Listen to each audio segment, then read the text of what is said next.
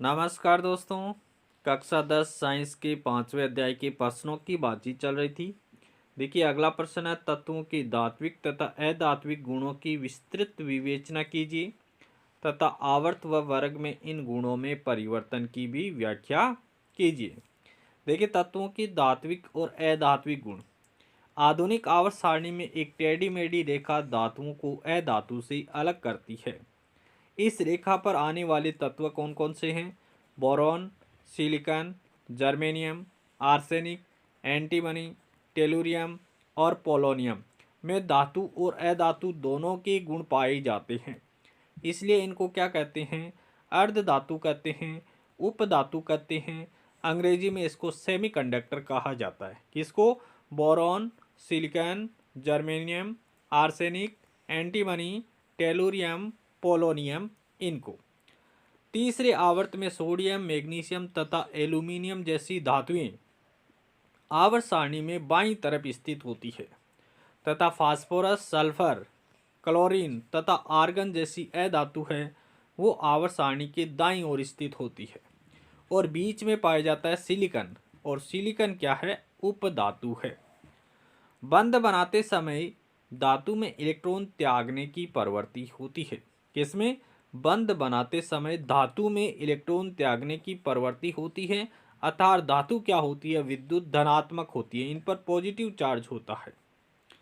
आवर्त में जैसे जैसे संयोजकता कोष के इलेक्ट्रॉनों पर लगने वाला प्रभावी नाभिकीय आवेश बढ़ता है, इलेक्ट्रॉन त्यागने की प्रवृत्ति कम हो जाती है और समूह में नीचे की ओर, समूह में या वर्ग में ऊपर से नीचे की ओर संयोजकता इलेक्ट्रॉन पर लगने वाला प्रभावी नाभिकीय आवेश कम होता है, क्योंकि सबसे बाहरी इलेक्ट्रॉन नाभिक से क्या हो जाते हैं? दूर होते जाते हैं। इसलिए यह इलेक्ट्रॉन आसानी से निकल जाते हैं। अतः आवर्त में धात्विक गुण क्या होता है? कम होता है। आवर्त में धात्विक गुण कम होता है तथा समूह में ऊपर से नीचे जाने पर धात्विक गुण बढ़ता है। जब वर्ग में ऊपर से नीचे जाते हैं तो धात्विक गुण बढ़ता है। आगे देखिए, अधातु विद्युत ऋणात्मक होती है। अधातु होती है वो विद्युत ऋणात्मक होती है, अर्थात इनमें इलेक्ट्रॉन ग्रहण करके बंध बनाने की प्रवृत्ति पाई जाती है। आवर्त में अधातु गुण बढ़ता है। आवर्त में अधातु गुण बढ़ता है तथा वर्ग में अधातु गुण कम होता है। अतः अधातु आवर्त सारणी में दाहिनी तरफ ऊपर की ओर स्थित होती है। इससे हमें तत्वों के ऑक्साइड की अम्लीय और क्षारीय प्रवृत्ति का ज्ञान होता है। धातुओं के ऑक्साइड सामान्यतः है क्षारीय तथा अधातुओं के ऑक्साइड अम्लीय प्रकृति के होते हैं। आवर्त सारणी में धातुओं की क्रियाशीलता वर्ग में बढ़ती है। आवर्त सारणी में धातुओं की क्रियाशीलता वर्ग में बढ़ती है।